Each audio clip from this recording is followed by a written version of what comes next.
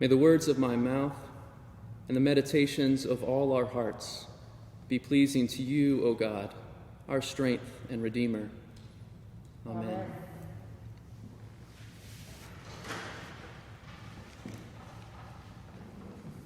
It was undoubtedly the best throw of my life. I remember it like it was yesterday. And no, the best throw of my life didn't happen from the 40-yard line with a football in hand, or from center field with a baseball in hand, or from the baseline with the basketball in hand and needing one last final desperation heave. No, the best throw of my life happened from the back of a classroom with a paper airplane in hand. It was the fall of my junior year of high school, and I was in my fourth period U.S. history class. Back in those days, I had a constant need to entertain, and on one particular day, had a classic case of a teenaged kid needing to test the parameters of the student-teacher dynamic. And so, I decided, in the midst of another long lecture, that we all needed a little comic relief. So I made a paper airplane and intended to subtly let it fly across the front of the classroom just so everyone in the class could see it. Well, it worked. I threw the airplane, and as it flew along its trajectory towards the front of the class, I realized that this was shaping up to be the best throw of my life. It flew directly toward my teacher, grabbing the attention of everyone in the class, and then it landed perfectly in my teacher's hair. It was undoubtedly the best throw of my life. And it accomplished what it intended, providing some comic relief. If I remember correctly, I think my teacher actually laughed a little bit because it was such a perfect throw. And it sufficiently tested the teacher-student dynamic. Today is the second of 3 consecutive weeks in which our gospel lesson comes from the mission discourse found in Matthew chapter 10. Throughout Jesus' life, ministry, death, and resurrection, he bears witness to a God who is on the move. But Jesus shows us that God isn't moving for the sake of moving. God is going to particular places and to particular people. And in this mission discourse, Jesus is preparing his disciples to be sent out as he has been sent out, to bear witness to the God who is on the move. And this requires some instruction, because how they will go matters.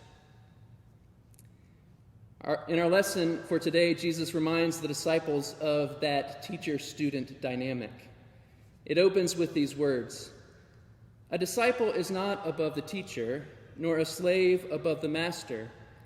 It is enough for the disciple to be like the teacher, and the slave like the master." Though Jesus reminds his disciples of this dynamic so that they're not deceived into thinking that they can follow in his way and avoid suffering, I think it warrants pausing to consider this teacher-student, this rabbi-disciple relationship, and to consider the ways we as Christians, whether intentionally or unintentionally, tend to distort this dynamic by inverting it. We make ourselves the teacher and Jesus the student, our disciple.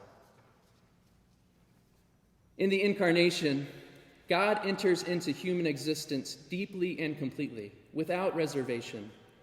Jesus is fully, unequivocally human. He doesn't bypass the bad parts. He embraces humanity in our weaknesses, our sufferings, our pain.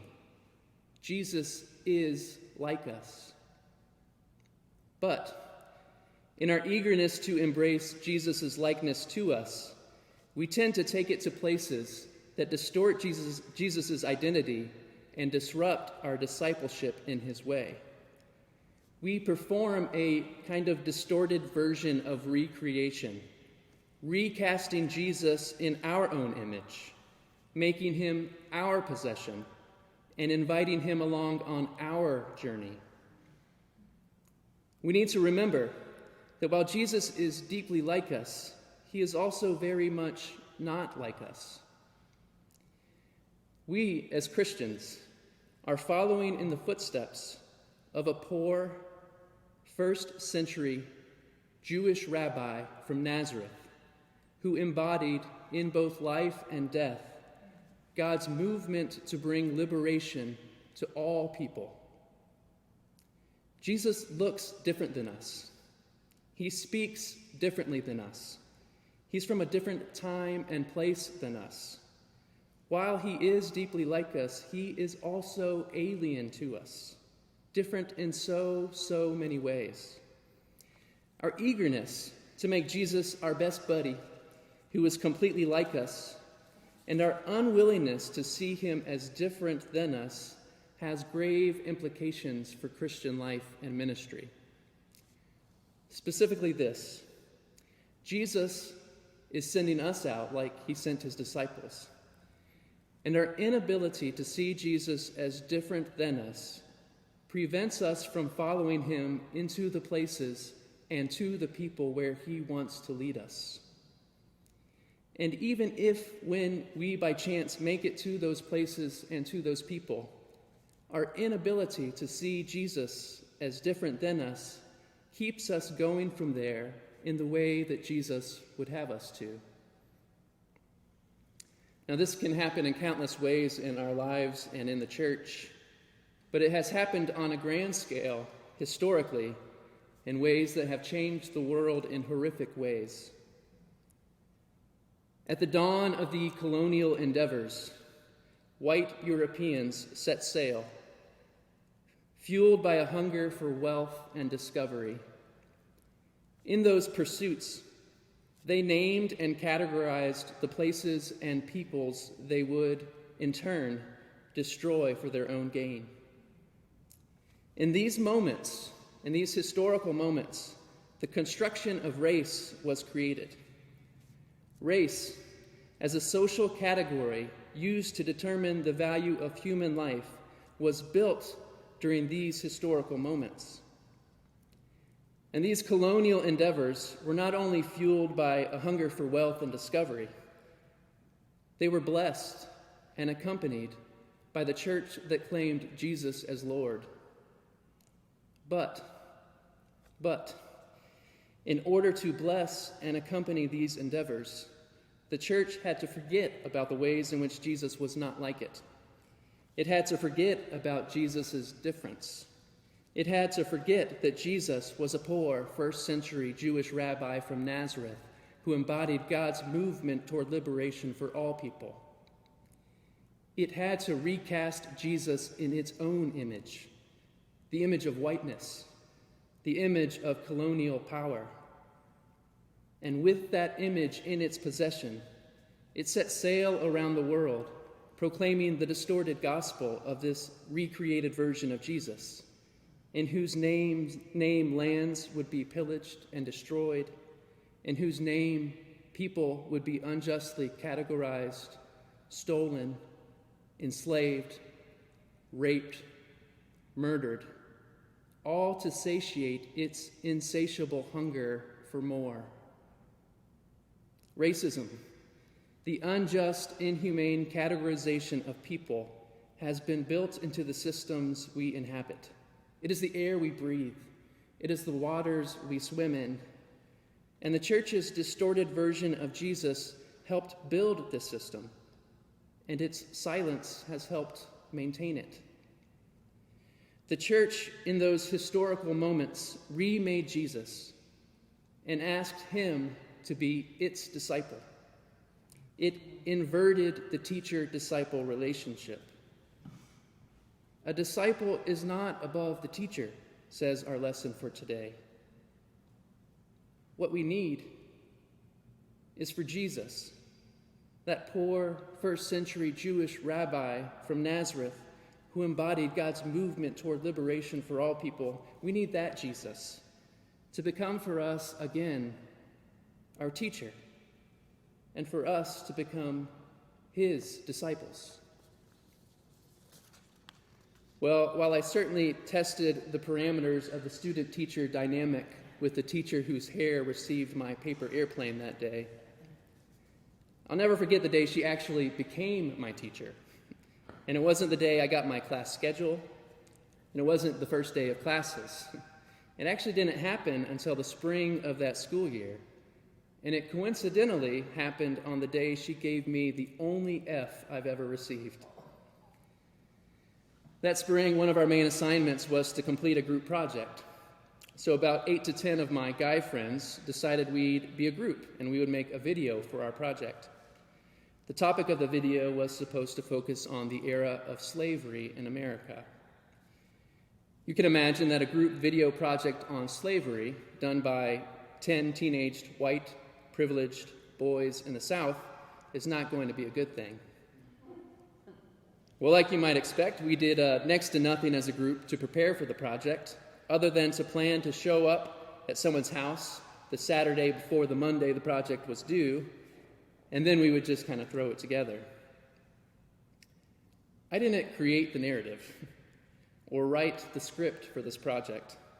In fact, I actually got to the designated location later than others that Saturday morning, after the project was already underway. I arrived to find that one of our friends had painted his face black. And the video that was made was not redeeming or even outspoken against the horrors of slavery. It made light of hundreds of years of that horror and made a mockery of the pain of our black sisters and brothers. I felt uneasy about it as the videoing took place, and I found myself pulling back and at times moving to the periphery of the scenes that gave me the greatest discomfort. I tried to take part in as little as possible, but I had agreed to the project, and I needed the grade.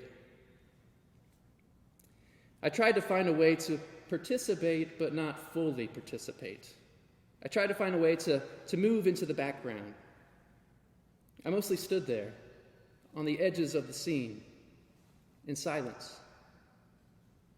I stepped into a narrative I didn't write or create, and I tried to do as little as possible so that I might not feel overly complicit in it. And the moment we finished that day, I remember I got out of there as quickly as I could. Well, Monday rolled around and we turned in our video. When fourth period came, we all sat down in class to present our projects. When it was our turn, the lights went out and the video started to play. There were snickers from some of us who had made the video. For some of us, there was a pit of uneasiness in our stomachs. After just a couple of minutes of the video playing, my teacher abruptly pushed the power button on the remote, stopping the video. She walked to the back of the classroom. She turned on the lights, and then she walked to the podium. With tears in her eyes and anger in her voice, she simply said, "I am extremely, extremely disappointed. You all get an F." I think it was the all that shook me the most. She didn't ask who wrote the script, who initiated the idea, who the video camera belonged to. We all got an F because we had all participated in the project, even those of us who felt uneasy about it and tried our best to watch in silence from the periphery. We were still there, standing silent, propping up that project.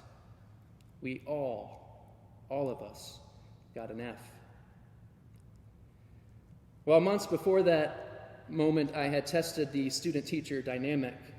She became my teacher that day because she, through her tears and anger, opened me up to see more clearly who I was. And somehow, within that opening up, she extended an invitation to change. To be a disciple is to be transformed, to change, and to give oneself to a lifetime of little changes, that make us more and more into the likeness of our teacher. When it comes to racism, which is embedded in every structure, every nook and cranny of our society, we can all say that it is a story that we didn't create. It isn't a script that we wrote, but it's a story we've stepped into.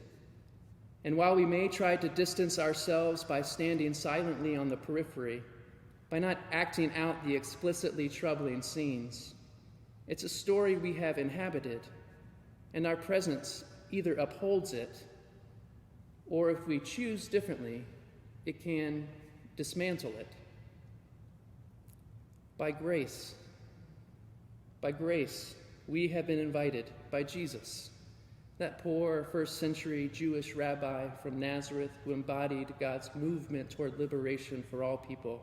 We've been invited by that Jesus to inhabit a different story, to be grafted into a different way of being in the world. To live into that story is the path of discipleship, which is to give ourselves, again, to a lifetime of change.